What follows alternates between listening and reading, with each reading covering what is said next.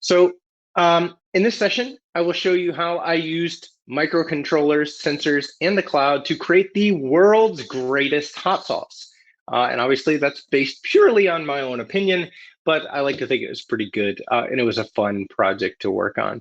So little housekeeping before we get started, please, if you have any questions, feel free to post them in the Q&A panel. And we'll certainly, hopefully have enough time to get to those at the end. My contact information will also be at the end. I do hope you connect. I'd love to learn from you. I'd love to hear from you, your feedback on the session and all that great stuff. So this story began last summer. So like all of you, I was stuck at home because of the pandemic. And really the only time that I left the house, or pretty much to go to the store or to the market to get some groceries or things like that. So it was on one of these trips when I saw some of these beautiful chili peppers that you see here on your screen. And I kind of became motivated to really try something new and fun. And basically what I wanted to do was make some hot sauce. I'm not sure if that term is familiar to you, but essentially it's just a very thin sauce that is very spicy that you would put on your food and things like that to give it a little spice, little kick. I'm not sure how popular that is over in Assambal. Okay, similar to that, probably yes. Excellent. Not sure how popular that is in your area, but here in the southern United States, it's quite popular. People love to put it on pretty much everything. So I wanted to make some. So for me, it was really a perfect project because number one, I'm stuck at home. I've got nothing else to do. And why not do something that takes a little time? And I love making food. I love being in the kitchen. I love spicy food. So for me, it was perfect. I bought about 5 pounds of these peppers, which is probably roughly 2.5 kilograms. And I brought them home. So I cleaned them up, I chopped them, put them in some glass jars, added some garlic, some onions, things like that. And then I covered it in like this saltwater brine solution. Screwed the cap on and essentially kind of tucked them away and waited for them to ferment. So the hot sauce that I was making was not like a fresh hot sauce, it was a fermented hot sauce, which means you're basically letting good bacteria do its thing and kind of break down and create some really interesting flavors. So I let them ferment, and after a few weeks, I blended them up, cooked it down a little bit to kill any of that remaining bad bacteria, and bottled it up. And I really loved it. So as you see here, this is some of the bottles that I produced in that first batch. So it was fun. It was delicious. I shared it with some friends, mailed it out to them. They really seemed to enjoy it. So when this year began, I decided to kind of try to take things a step further and to do my hot sauce this year with peppers that I had grown myself from seed. So as I started to think about growing the peppers, I wondered if there was any way that I could use this project to combine some more of my passions, right? Things like technology, automation, and the cloud into this process. So in early February, a couple months ago, I set out to build this Arduino-based monitoring and automation solution for my seed growing operation that would really kind of help me achieve my goals, right? So I know there's like a ton of different projects out there that are related to like gardening. There's open source solutions built with different microcontrollers, Raspberry Pis, and things like this. But for this project, I really wanted to challenge myself to kind of build everything and code this entire solution from scratch without using any of those existing projects that were out there, any existing code or anything like that. Now, it's really nothing like against any of these solutions or tutorials or anything like that. And I'm not really saying that what I did was better than any of those things, right? But I wanted to try to solve this problem like as organically as possible and really kind of just see what I could learn, see what I could accomplish. And I'm going to share that project with you. I've blogged about it a little bit, and I'll obviously sharing it with you here today because I want to kind of inspire people, if I can, to really kind of challenge yourself to do something similar with a project or a challenge that you faced in your life. I really feel that kind of true innovation and growth just comes from that process, from struggling through some of the problems that you face, really learning. You learn so much more when you just kind of struggle your way through creating a solution from scratch.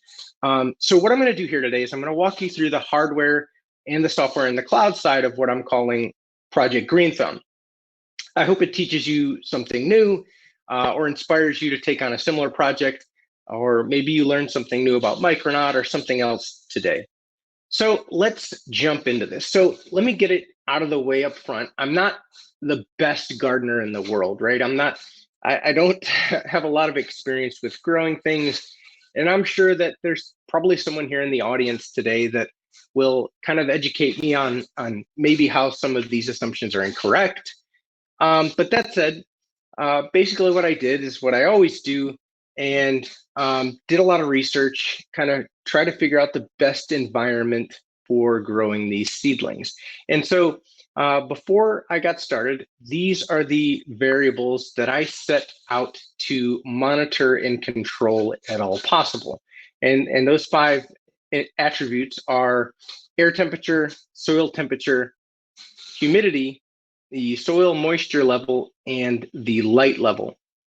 So based on my experience, and I do a lot of tinkering with hardware and things like that, based on my experience, I knew that these 5 elements would be rather easy to monitor with sensors and microcontrollers and things like this. So as I said, my research led me to establish these values that you see here on your screen as kind of like my target, my baseline that I wanted to shoot for growing these peppers. So for example, during the day, I wanted to keep the air temperature around 18 to 26 degrees, the soil temperature around 26 degrees, and so on and so forth. So those are the targets that I came up with. And when I had established these, it was basically time to assemble all the hardware and program that microcontroller so that I could get these seeds planted and get moving with the project. So what I'd like to do now is kind of just demo the unit for you and demo what I came up with and show you quickly how it works and things like that. So as you see here, I have a little camera next to me, and this is actually the microcontroller unit that I used to control the operation. And what you see here is kind of like what they call a seedling mat. It's kind of like a heating pad. If you are familiar with those, so if you have sore muscles or something like that, you take a heating pad and you put it on your sore muscles. It's kind of like that, but it is actually made for seedlings. You take this mat and you put it under your seedling tray, and it warms up the soil to a specific temperature. Now, this particular model that I bought does not have any kind of temperature control in it. It essentially just heats up and continues heating up. And I'm sure there's some kind of obviously thermal limit to the heat. But in order for me to control that temperature to reach those baseline targets that I wanted to reach, I figured what I would have to do is have an outlet that you see here. And this is the standard American style outlet. And inside of that is a relay. And what that relay does is it allows me to turn the outlet on and off based on another value.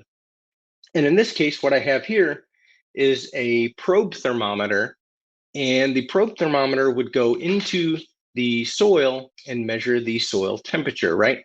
So once the temperature of the soil reached a certain threshold, a certain number, the outlet, I would be able to turn the outlet off. So here's an example of that. If I just warm up that probe thermometer a bit, and every 10 seconds, a reading is taken. So if you look at the LED here, as soon as that, you see there, the LED went off because my soil temperature has gone up to 100 degrees Fahrenheit. Actually, it's at 136 degrees now, 57 C, thanks to me warming up that probe thermometer. And if I cool that back down in some cold water here and wait another few seconds, that will actually turn that LED back on once that next reading is taken. So as you see there, the LED has turned back on, meaning that the outlet has turned back on. So I have various other sensors here that I used. This is a water moisture sensor. As you can see here, it's a little corroded. The next time, I think what I'll have to use is a capacitive sensor. You also have a light level sensor here, which allowed me to detect the sunlight.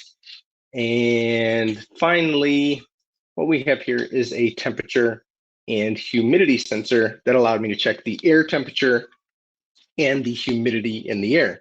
So once this is all connected and the sensors are in place into the seedling tray, I can control the soil temperature by turning that heat mat on and off. I can measure the soil moisture percentage, the sunlight percentage in the room, and things like this. Now, it allowed me obviously to get a certain amount of automation for the heat level, but I did want to limit. I could have taken it further. I could have gone and tried to institute like an automatic watering system that once the soil moisture level dropped below a certain percentage, I would turn on a pump and do things like that. And that could have been handled easily. But given my inexperience with growing seedlings and things like this, I wanted to kind of have some manual control over that. I didn't want to automatically water something and have it be too much water, for example. So this is the system itself. This is the actual system that I used. It's not connected right now because the seedlings have been transplanted outside and they're getting ready to grow. So if you look really quickly here at my browser,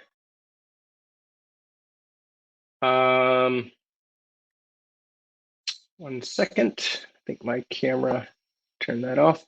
Okay, so if you look at my browser here, you can see the actual web-based version of the system that I have built to kind of report out everything and show you the current values and things like this. I have some reports, and we'll look a little bit more at this in a little bit here. But essentially, this is the front end to the system that shows you all of the data in real time being pushed directly from the microcontroller up to the cloud and to my browser in the front end. As I said, we'll look at that a little bit more in just a bit. So if we jump back to the slides here and take a look at the next slide, essentially, this is just like an architectural overview. So the microcontroller inside that box that we just saw, it reads the sensors every 10 seconds. It wraps everything in a nice JSON object and pushes that object to an MQTT topic up in the cloud. It's running on an always free instance in the Oracle Cloud. So on the other side of things, in the server, basically on the server side, I have a simple Micronaut application that consumes that MQTT topic, persists those readings into a table in an autonomous database in the cloud, which again is always free. Essentially, this whole solution was built on completely free forever instances in the Oracle Cloud, which is really nice. And also it pushes those readings to the front end directly via WebSockets. So I try to, as I said, I try to keep things really uncomplicated. I went with like a monolithic approach. Obviously, with a system as simple as this, I didn't really think a microservice kind of a approach was necessary. Just kept it simple. MQTT, Micronaut, database, push everything to the front end, right? So this, again, this keeps my infrastructure needs to a very minimum, keeps the code manageable. The views are responsive, so it looks good on mobile. Just try to keep things very simple. So let's move on and take a look at some of the code behind the project here, right? So the first thing I want to show you is a very little bit of the microcontroller code. The microcontroller is an ESP8266, which the specific model is called a Node MCU. And it's an Arduino-based board, very tiny little board that you program with this kind of derivative of C++ language. It's like very, very familiar to C++, but slightly different. You don't have to kind of have that very fine-grained granular control over things at a lot of points. So what you see here on your screen is a couple different ways to read sensors. So some sensors are really straightforward, really easy to use. You just use a analog read or a digital read, depending on whether the sensor is analog or digital. You tell it which pin that the sensor is connected to on the board, and that's it. You have your reading. Others are a little bit more complex. For example, the temperature and humidity sensor that I showed you, that does require a third-party library, but there's so many libraries out there. Very easy to do. Essentially, you just drop this library in, and you're able to read the sensor values just by telling it what pin that these sensors are connected to. So first thing I do is read the sensors like this.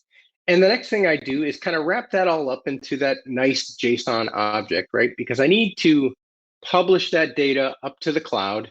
And what better way to do that than to use JSON? I mean, JSON is at this point, the language of the web, essentially. Whenever you need to talk between different protocols, different systems, JSON seems to be the best choice.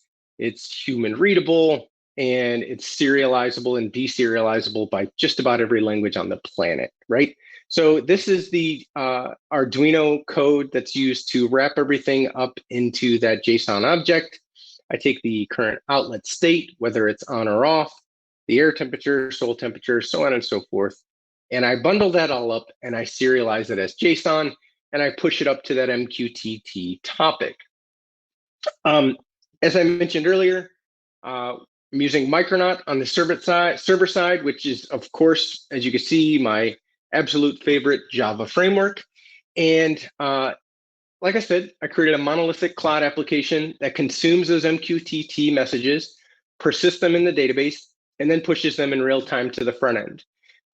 As I also said, the data is persisted in a database instance in the cloud. And I know maybe that sounds a little complicated, but it's really not too bad. Let's take a look at how that's done. So the first step is to create the table, basically the database side of things to store my readings. Since the data was a little bit kind of unstructured, if you think about it, really, the values from all of the readings technically might not be the same data type. So if I had just a table that had a column for reading, it would be difficult to store what type of reading in a single table, right? Because one may be an integer, one may be a Boolean value, one may be a date, things like this. And so in that case, I had to kind of keep things a little more flexible. Like I said, I could have created a single table for each type of sensor reading, but that seemed like it would be a little overkill to do that and not very flexible going forward. So I decided to go with the second option, and that was to create a table with a JSON column and store that entire JSON object that comes in every time directly into that as a single row in the table, right? So this allowed me to be flexible. If I add future sensors, they could all just be added to that JSON object and no problem. It all goes right into that single row. It also lets me remain flexible because Autonomous Database allows me to query that really nicely and easily. And we'll take a look at that in just a minute.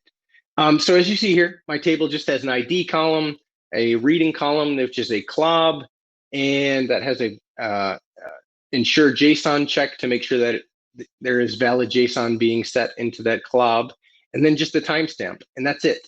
And that stores the JSON into that row of the table. So let's take a look at a little bit about the Micronaut application. Basically, what I did was I went to launch.micronaut.io, and I used that to generate my code to get started, kind of bootstrap the application, right? I always end up using Micronaut launch because I tend to forget.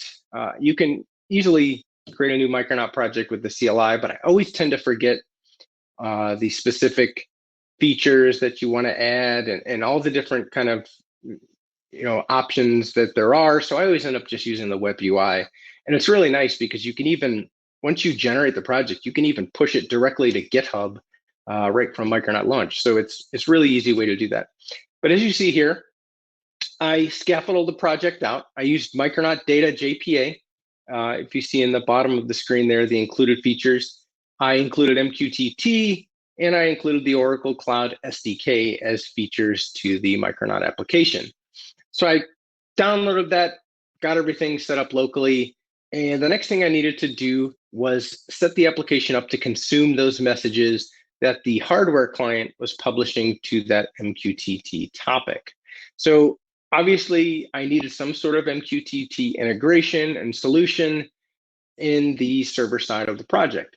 Now, Micronaut, I don't know if you've used it much, but if you have, then you're very familiar with this. If not, there is just about every integration you could possibly imagine built into Micronaut as either a module or in the framework itself from the beginning.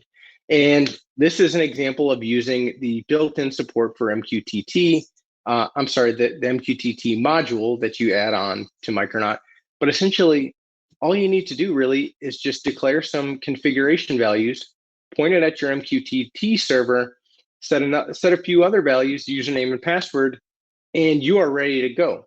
You set this into your application YAML file, you start up the application, you create a consumer, and you're good to go. Speaking of the consumers, this is what my consumer looked like from the beginning. You see on line 1, it's annotated with MQTT subscriber. The class is called green thumb consumer, and the single method within that class is called receive. Now, every time that the consumer, the subscriber, receives a message, it will call the receive method because it's annotated with the topic that I am publishing to from the hardware client. So on line 3, you see at topic, and I have green thumb / readings. That's the actual MQTT topic that I've been publishing the messages to from the client. So on line 5, I have a simple POJO that represents my reading. And every time I receive a message and that method is called, I construct a new reading object, and I'm ready to do other things with that object, right? So if I were to start the application, if I were to put a log statement on line 6 and start the application at this point, every 10 seconds, if my hardware client is plugged in and it's broadcasting everything up to MQTT, every 10 seconds, I would see messages like this. So as you can see on line 2 here, I received a following message from that topic, green thumb / readings. Actually, I don't even have to put in a log statement. This is just by enabling logging for the MQTT client. It's going to produce all of this information for me. And then on line 3 here, it actually logs out the actual payload that it received.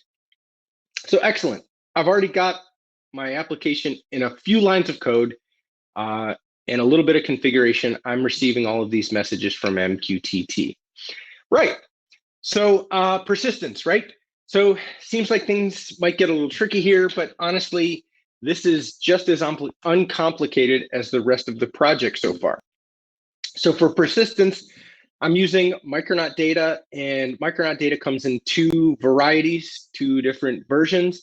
One is JPA based and the other is JDBC based. I like to use JPA. JDBC works just as well and is very good as well. But essentially, what you have to do to set this up is set up some configuration. So when you scaffold that, actually, your configuration file will have the necessary configuration that you need to set up Micronaut data JPA. You just plug in your username, your password, your JDBC URL connect string, and it's ready to go. So step 2 is to create a domain entity. And now this is a POJO that represents the table in the database, right? So each column in the database is represented as a property of this public reading class. So I have an ID, I have a reading, and I have a created on. The ID is annotated with @ID, as well as @generated value, and this tells Micronaut what type of ID you're using here. In this case, I'm using a strategy of identity to generate the value.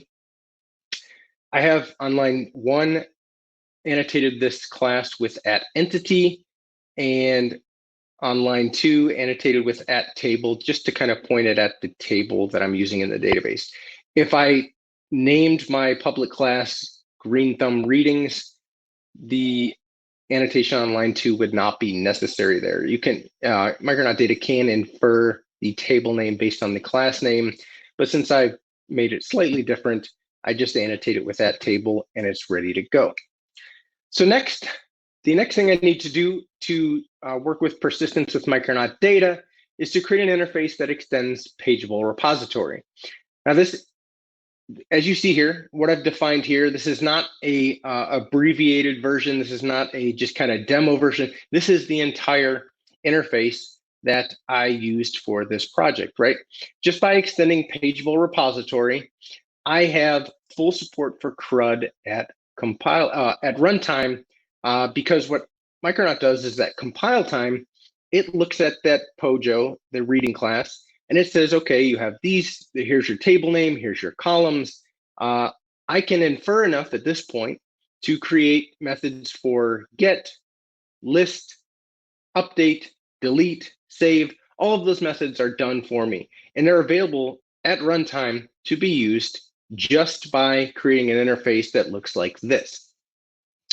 At this point, I can inject this reading repository into my consumer, my controllers, wherever I need to, and start persisting new reading objects.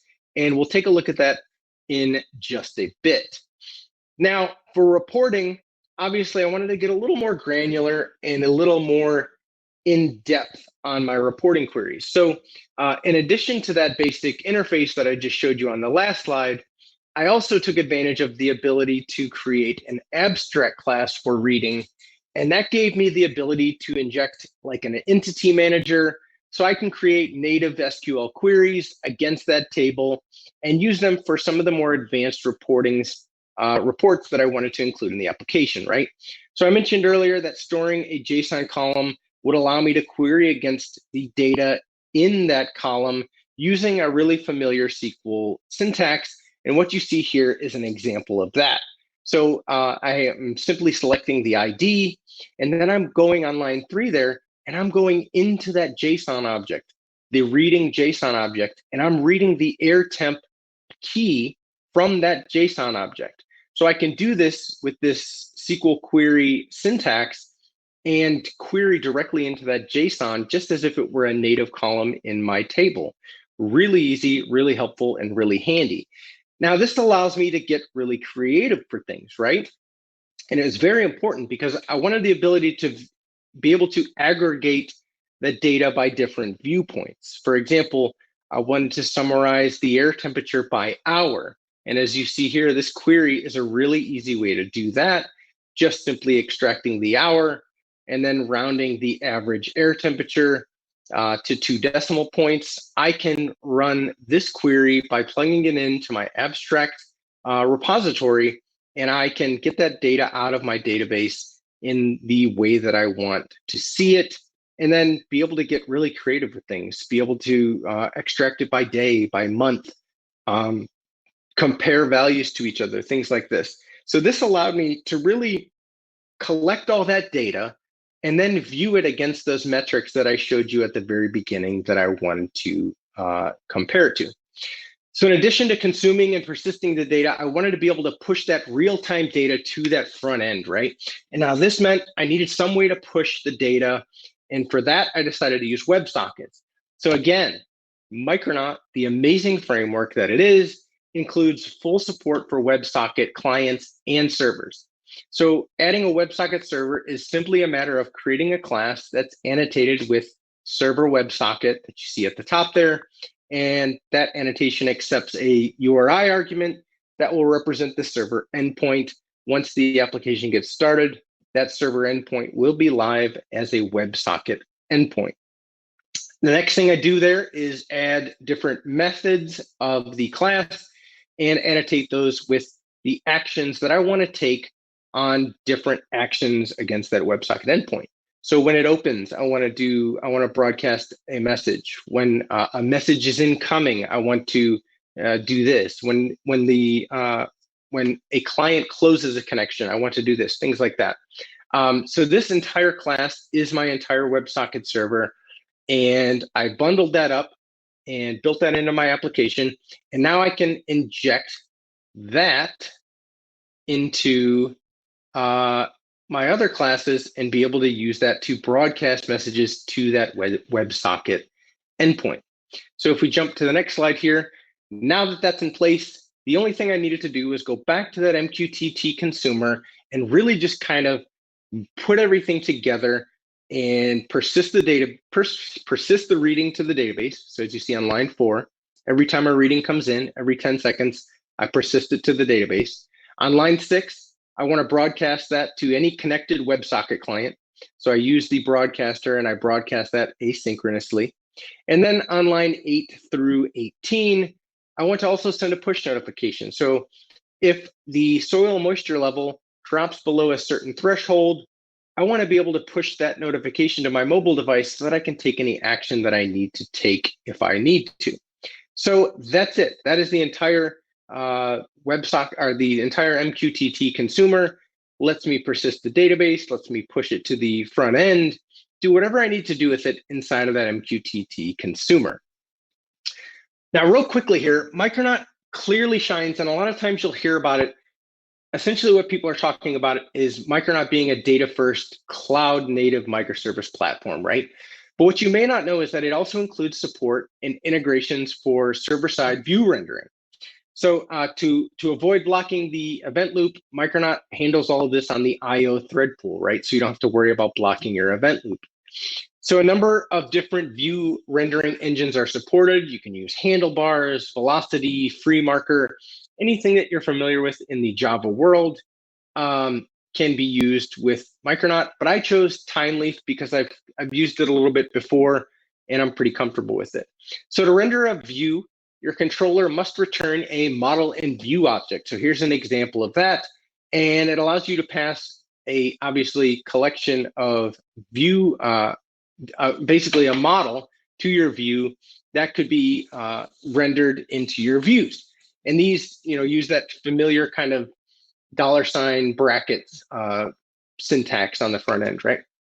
So the next thing I needed to do was create a JSON JavaScript consumer to connect up to that server-side WebSocket. So here's some JavaScript code that I used to do that.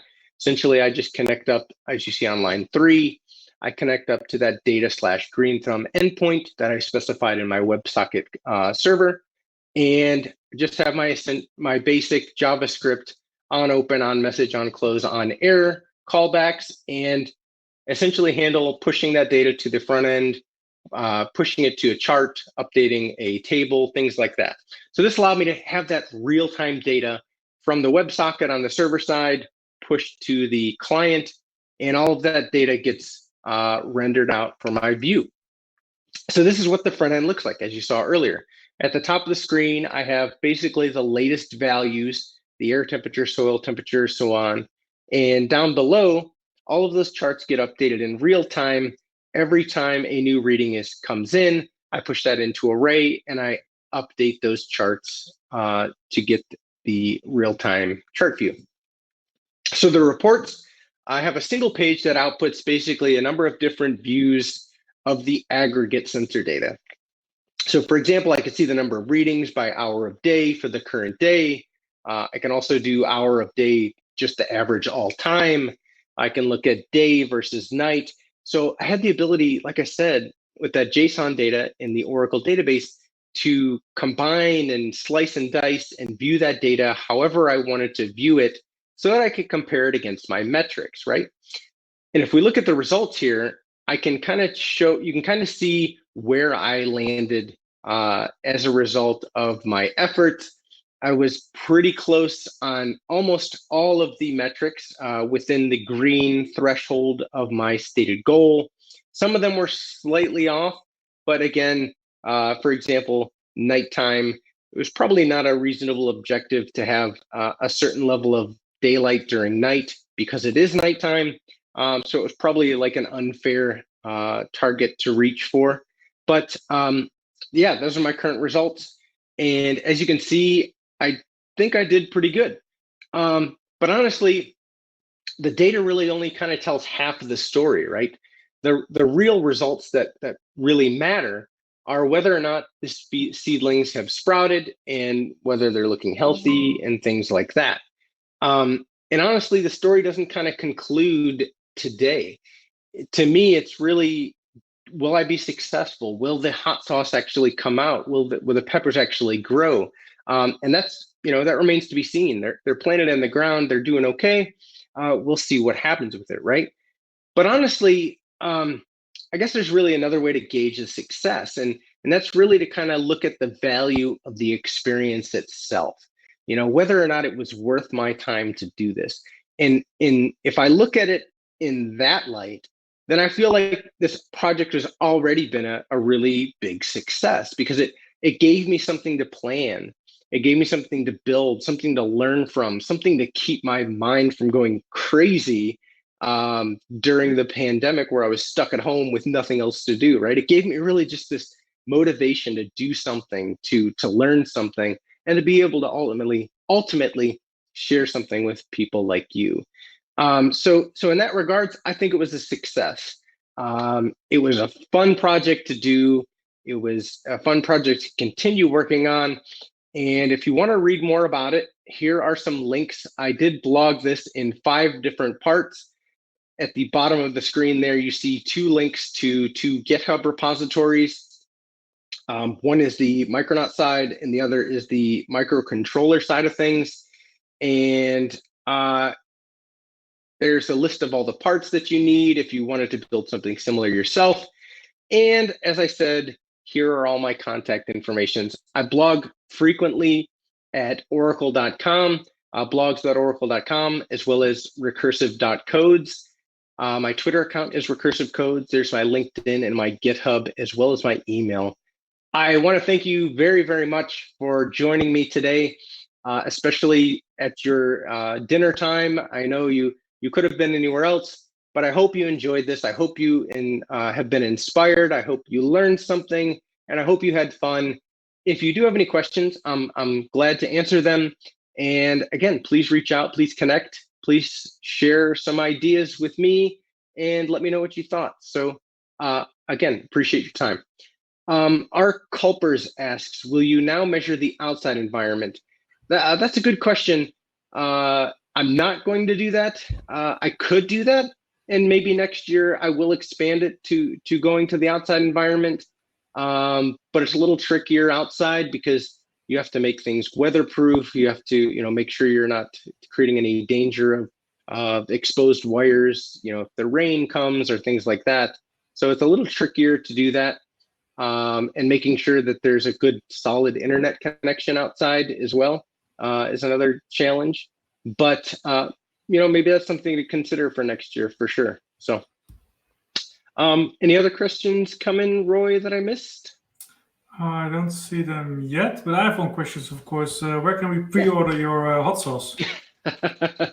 The problem with that is, at least here in the US, the Food and Drug Administration makes it very difficult to be able to sell these kind of things. They're very strict, because anytime you're preserving food like that, there is an inherent risk of, making people sick. But that being said, I don't think there's anything that says I can't give it away. So if I were at the conference, if we were in person today, I would certainly probably have a bottle or 2 to give out. And maybe next year I will bring some. And there was one thing in there that said, I'll try to project your findings on beer brewing. And then Ramon said, look into brew pie then.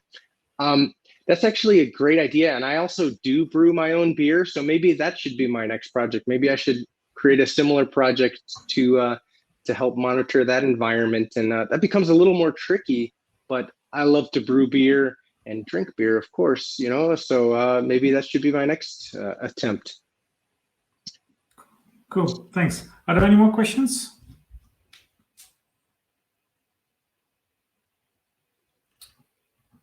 No more questions. Thank you. I appreciate it. Many thanks to all of you again. Hopefully you enjoyed it, and I did not take up too much time during your dinner time, and thanks for having me, and hopefully you'll have me again someday. Yeah, thanks, Todd. Thanks for your enlightening talk. I really liked it. See you, and hope I see you soon in the Netherlands. Absolutely. All right. Thanks, Roy. Thanks. Take care.